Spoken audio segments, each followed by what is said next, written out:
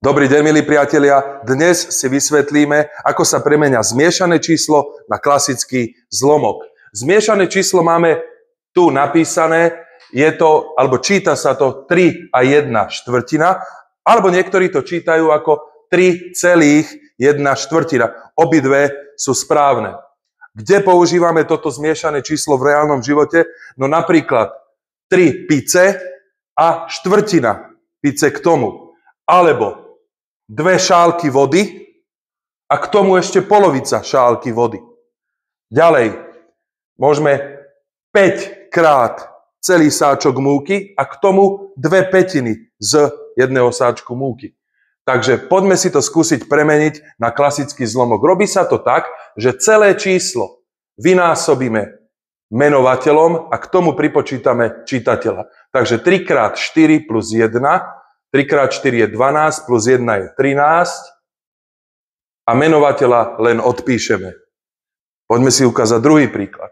Znovu, celé číslo a zlomok. Celé číslo vynásobíme menovateľom a k tomu pripočítame čitateľa. 2x2 je 4, plus 1 je 5. To ide do čitateľa a menovateľa len odpíšeme. Posledné 5x5 je 25, plus 2 je 27 a 5 len odpíšeme. Zmiešané číslo je vlastne zložené z celého čísla a zlomku. Hej, nespíte? Kámo, stávaj, poď počítať. Dobre, tak Paťovi dáme príklad 5 a 1 tretina. Nech sa páči. Takže 5x3 je 15, plus táto 1 je 16 a menovateľ len opíšeme. Výborne. Takže výsledok je 16 tretín. No dobre, spachtoši už sú hore. Chce ísť ešte niekto k tabuli? Zuzka, poď. Dobre, Zuzke dáme príklad 7 a 2 tretiny. Dávajte si pozor, aby to číslo celé bolo zarovno tých 2 tretín.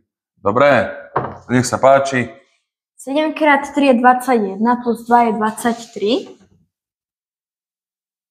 A trojku iba odpíšeme. Dobre, super, ďakujem. A chce ísť ešte niekto k tabuli?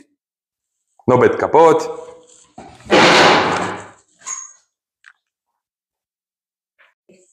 Dobre, Betke, aby nebolo málo, dáme jej 1000 a 1/5. Nech sa páči. 1000x5 je 5000, plus tá 1 je 5001.